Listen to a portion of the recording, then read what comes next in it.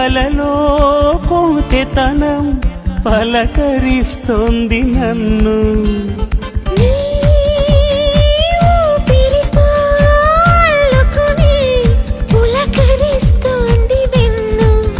అలవాటు పడిన ఎద చీకటింట సరికొత్త వేకువైరావా. కిరణాలు పడని తెర చాటులోని ఏకాంతమే వదులుకోవా. నన్ను నేను మరిచేంతలా మురిపించకే ప్రేమ.